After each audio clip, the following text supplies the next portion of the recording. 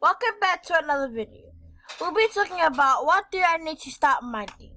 In the early days of Bitcoin, anyone could find a new block using their computer's CPU. As more people start mining, the difficulty of finding new blocks increases to point where the only cost-effective method of mining today.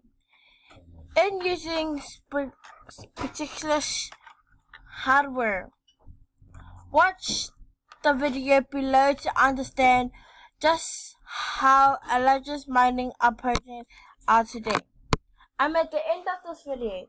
To find more information about Bitcoin, go to the FAQ on whereiscoin.com. And remember to like, comment down below, and thank you.